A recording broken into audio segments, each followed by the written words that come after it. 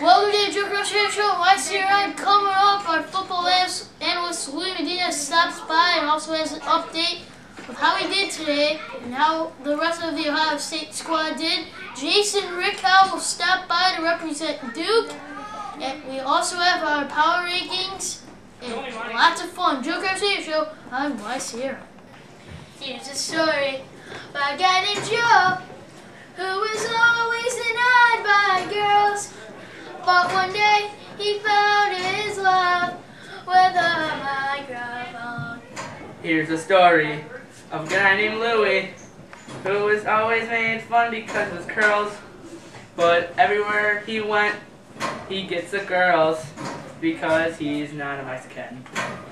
But the one day when they met each other, they let their brains combine, and they knew that this would cause global warming. The Joe Kraus Radio Show with Lou Medina on YCRI, the Houston Radio Network.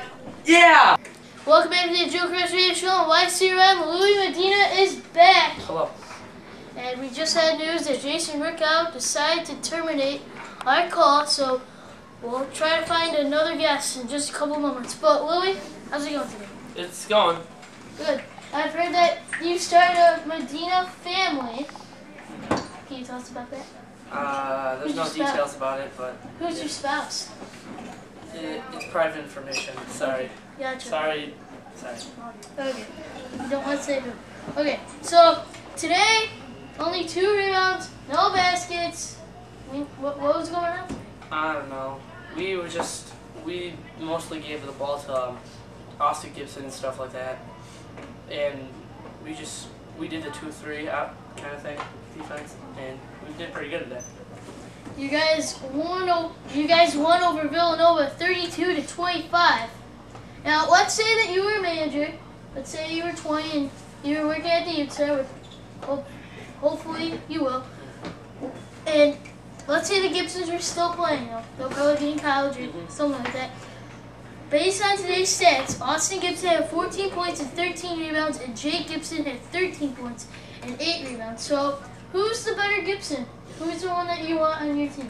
I would just keep Austin because he's a good part of our team and he's most of our points there. So. Yeah. Personally, I can't say but if I was a scout, I mean they'll probably play in the NBA.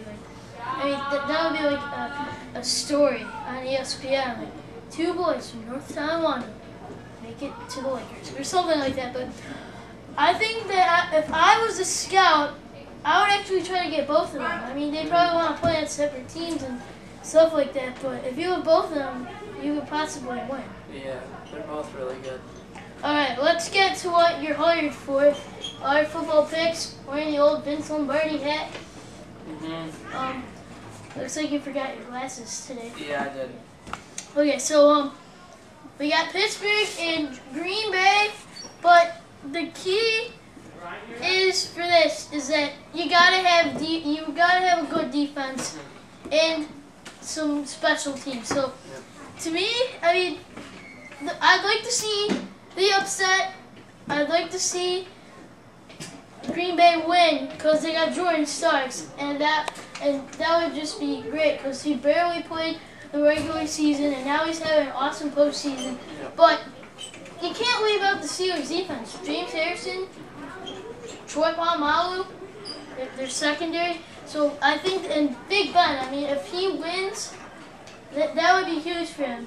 And we said this on our first ever show about Ben Roethlisberger getting in trouble with the law.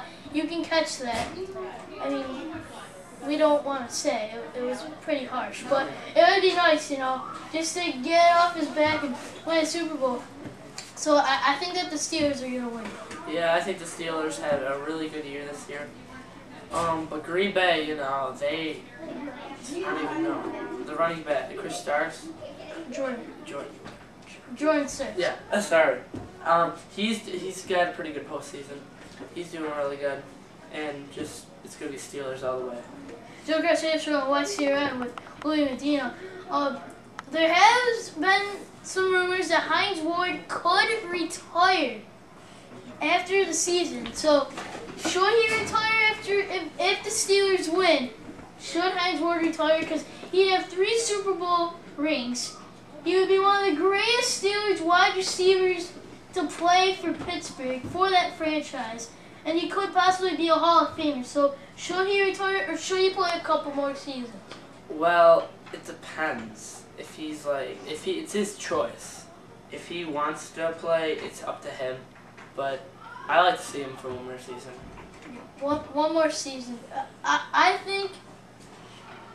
Well, because he's getting older, and I mean, and he's slowing down a little bit. But if Hines Ward retires, I mean, they don't have Santonio Holmes anymore, so they really don't have another wide receiver, unless you count Mike Wallace. But they got to get some wide receivers if Hines Ward is going to retire. They're going to have to, and if Ward retires, they're going to have to depend more on the running game.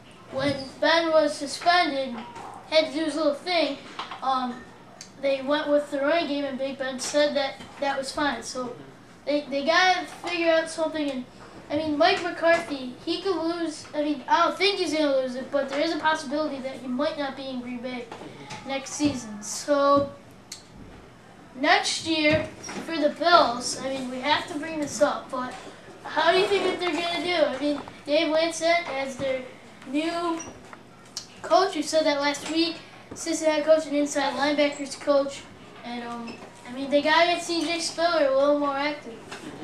They got to get they don't need a quarterback. They just need like defensive linemen.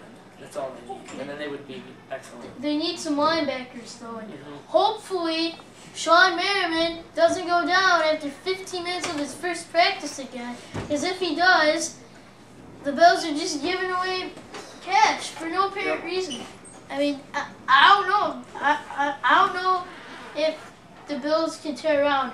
Someone told me a couple weeks ago that Ralph Wilson doesn't really know what he's doing anymore. Because, I mean, I don't, and we don't know who's going to buy the team. Jim Kelly, maybe, if he'll chip in, but he doesn't want to tell anyone, so we'll have to see. Louie, thanks for stopping by again, and good luck next week, and we'll see you then. Joe Kraus Radio Show, YCN, coming up. He's staring at me outside the door. Connor McGinnis, coming on, Joe Kraus Radio Show, YCN. Welcome back to the Joe Kraus Radio Show, YCN. Connor McGinnis, the West Virginia forward, decided to stop by after somebody, and I mean Jason Rickow, decided to leave and didn't even tell us about it. So, Connor, thanks for being on. Thanks for having me. So, you guys lost today to Syracuse. Back-to-back wins, 26-18. And Nehemiah Stone didn't show up. We don't know why. Hopefully, he can stop by next week and tell us why. It's either the thumb or rumors he went out of town. So, do you think that, well, how do you think, what did your coach think of how you did today? Well, he said because we were down big at halftime, he said that we came back pretty good and we showed a lot of people that we could play great without Nehemiah. So, I mean, no offense to your team, but they you slowed it down today, and with Nehemiah, once he gets the ball, it's like he goes running and then he shoots. But you guys are good. And, you know, the rest of you guys were able to chip in. So what do you think? I mean, you got more opportunities today, so hopefully you can get more next week. Or is it going to be like the Nehemiah show? Well, we're hoping Nehemiah will come next week, but like everybody got to shoot today. I had about like maybe 3 or 4 points, stuff like that, and like Connor Ressenberg and everybody else on our team took good chances, but the thing we have to do is just get to know what plays we're going to do. Right. I mean, you guys are good. I mean, Nehemiah should have come today. You guys could have won with Nehemiah, but you guys are good. It's only 8. It's not like a blowout like a Buffalo Bills game. So it's not that bad. So what are you guys planning to do next week? Going up against Michigan State, coming off the bye week? What are you going to do? we're hoping that we can get a win out of this next game. So hopefully we can all step up and get a win for our team. How are you playing this week during practice? How are you planning to get out of this hole you're sort of on a skid? How are you planning to get out of it? Well, I am always in the gym, taking shots and stuff, try to improve better. But yeah, like Connor Essenberg, he's on the modified team, so he has to practice every day. Yes. And hopefully that he can start stepping up, so we have 3 guys that can shoot the ball and stuff. So yeah. Big 3. Thanks for stopping by, Connor. Thanks for having me. Good luck next week. We'll be right back with our power rankings, and it's going to be a shocker. Joe Kraus Show on YCRN. Welcome back to the Joe Kraus Radio Show on YCRN. Thank you, security, today. Taking them out after trying to get into the office and steal Alex's possessions. So thank you, security. It's time. We do it every week at this time. It's called our Power Rankings. Okay, so it's pretty much the same as last week, but there are a couple tweaks, you know. So number 7, Michigan State. They didn't play this week, but the reasons I said last week that, you know, there really isn't a number 2 guy. Like, you have Joe Kozlak as your leading shooter, but where's the number 2 guy? Like, Tommy Ferlito can chip in, and the rest of the guys can chip in, but how much can they chip in? So, Mitch, you sort of got to go through your plans and come up with something, or else you're still going to be at the bottom. Number 6, West Virginia, and here's why, but they did do well today. They did well, but it's just how it falls. So that's why some players are wondering why West Virginia are at number 6. It's not because I hate your coach. It's not because he hates me, but it's just how it goes. And here's why. Nehemiah Stone wasn't here today, and that's